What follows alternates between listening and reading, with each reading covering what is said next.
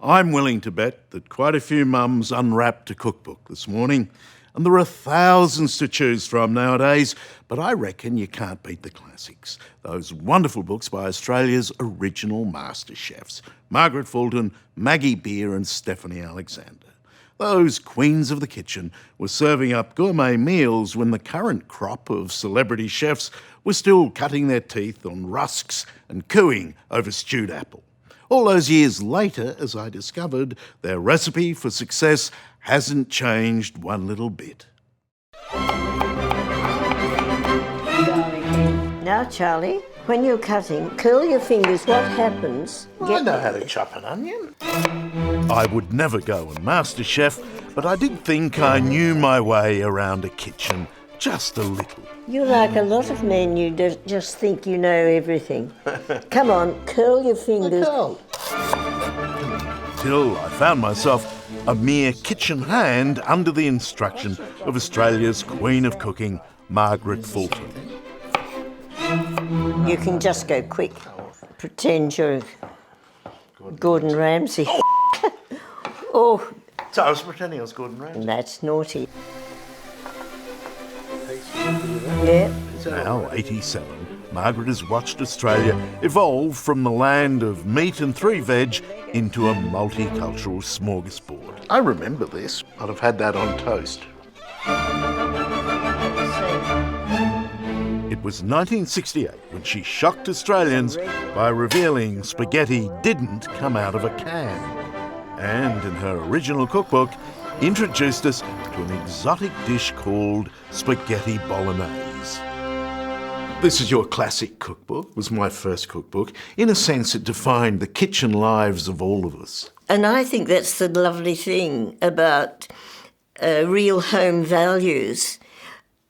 I don't think they ever go out of fashion, just like my book. When you look through it, it's quite modern for today, and yet it was written nearly 50 years ago. I see people toss salads very gaily. I saw Lucille Ball do it in a movie once. You know, she was in a caravan and it looked such fun. But I thought, that poor salad, you know, what will happen to it? Born in Scotland but raised in rural New South Wales, Margaret first made her name as food editor of Woman's Day throughout the 60s.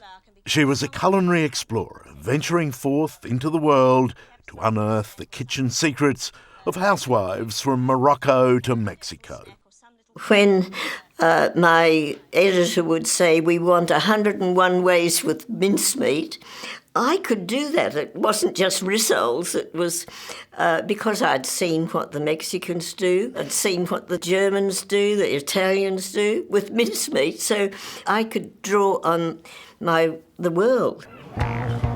All sourdough bread, chocolate muffins. Margaret, don't say I never take you out. Oh, you have the bisting. Bisting is very nice. French, Turkish, Lebanese. Now the world has come to us. And this is char-grilled eggplants. Thanks to Margaret, we're no longer afraid to try dishes we can't pronounce. The name is gözleme. Gözleme? It's a Turkish dish. I cooked from your cookbook on Thursday and everything was perfect. For 3 generations, this tiny dynamo has pioneered big changes in the way we eat. That's a French triple cream. Oh, no, she can't have that. I cannot kill off a national We have icon. Daffinois. I just wanted to bring you some of our gourmet olives. Another major They're milestone. hand-stuffed from imported from Greece. And Margaret hand-stuffed took with our olive special oil out of the medicine cabinet and into the kitchen. You see, olive oil used to buy it from Fauldings, the travelling man that went around Fauldings who brought medical things to you. And then that was oil. And you put it in, it was warmed and put in your ear when you were a kid. Oh, and you yes, had I know. Earache. That first crush of oil just transports you like you wouldn't believe. And how things change and how far we've come. Wandering through one of probably thousands now of Australian olive groves with another cooking legend, Maggie Beer. We Australian olive growers, it's much bit. We're a drop in the ocean. We only have 1,000 trees, but it's something we should be so proud of. You like spruiking Australian stuff, don't you? I do. Abundant with nature's harvest, the Barossa Valley in South Australia is where Maggie Beer got lucky. She married a pheasant farmer at a time when chicken was the only bird you'd ever put in the oven. The males are much more attractive, aren't they? Oh, only once in your life you can say that. The point about all this huge Maggie Beer empire is it started with a pheasant. It started with a pheasant and with Colin's vision of farming pheasants that led it to everything we've done. Can I take a photo with you? Yes, of course. From a few flighty pheasants to an award-winning restaurant, it's been quite a gastronomic journey. This is the new season. Today, Maggie Beer is a household name. She's had her own television show and she heads up a $10 million gourmet food business. How did you get the idea, instead of having to feed people who came to you, that you could market your tucker all over the country and they would eat it at home? Well, it wasn't a grand plan, believe you me. It was a transitional one step in front of the other. And it took 20 years to be an overnight success. Your quince paste is everywhere, your pâtés are everywhere. They give me your ice cream on Qantas in the middle of the night. Love that, love that. I'm a bit tempted by the black pudding book. Yes, well, it's a bit of an effort to make the black pudding. First, find your blood. And so to the third course on my celebrity menu, acclaimed cooking writer Stephanie Alexander. Cooking and travelling in southwest France. You've had a great life. Well, you still have. Well, I must say, it's a pretty good interest to have, isn't it? 25 years ago, Stephanie wrote a book called The Cook's Companion. Another volume followed, but to this day, the original remains Australia's kitchen Bible. They're great books. They are, and they're really my key to freedom and my key to being able to follow my passion. And what have you been cooking with those? We've been cooking. Stephanie's passion is now the future. Have you roasted any of them at any time? Teaching kids the connection between the veggie patch and the dinner plate. Instead of fast food, slow food that ripens with the seasons. Okay, that'll do. Beautiful. Now we cut this off, and what you're going to do is grate this now, okay? Stephanie started the Kitchen Garden Foundation 10 years ago, and with almost missionary zeal, the program has grown to 150 schools, including these students at Bertram Primary in Perth. It's disturbing to me to see a generation of young Australians growing up eating how can I put this politely? Eating a limited range of food and often prepared by somebody else, fast food. And I just felt very strongly, and still do, that this can be changed. I'm going to cut an eggplant, one of the last of the season. Stephanie practices what she preaches. Her veggie patch is found unconventionally in the front yard of her inner city Melbourne home. And then I think we should collect some basil to make some pesto. In they go. From the garden to the table, she shows me just how easy it is to make your own pesto. This is, of course, the real Parmigiana. I think, hey presto, is pesto. Do we live in a potentially great age of cooking? I think in Australia there's really a great interest in food through the popular culture. The time's ticking, you've got 1 minute to go. On the face of it, you'd think we'd become a nation of gourmets and food critics. Everywhere you look, the kitchen has become theatre and chefs are its stars. Where's my cutters? Where's my cutters? Come on, Nick.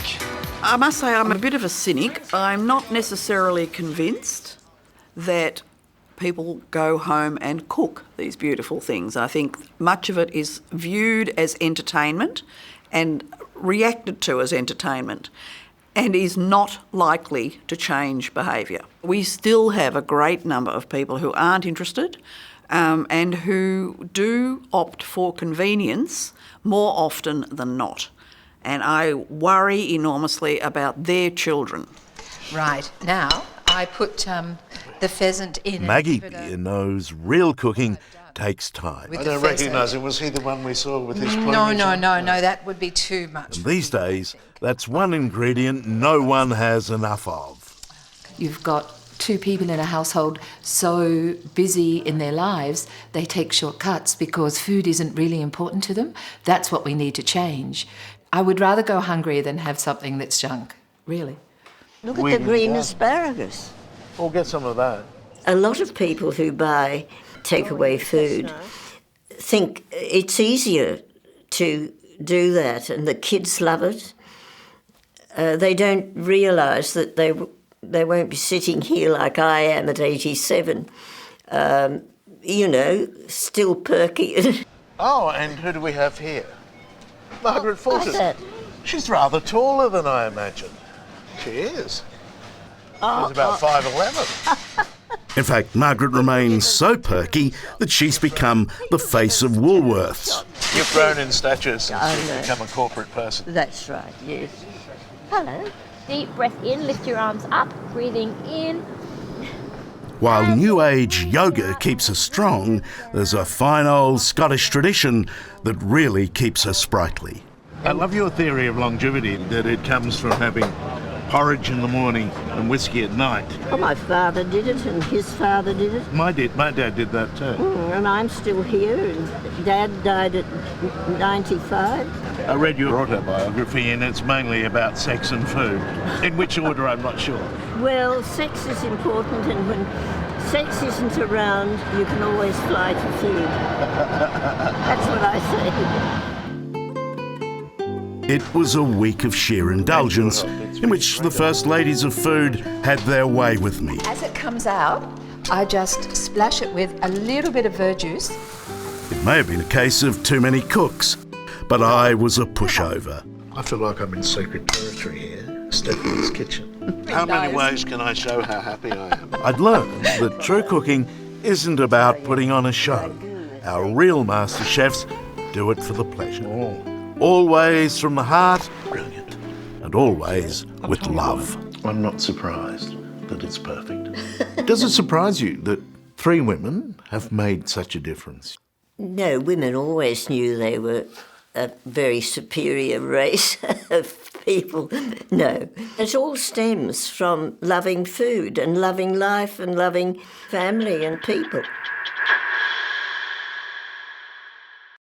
Hello, I'm Charles Wooley. Thanks for watching.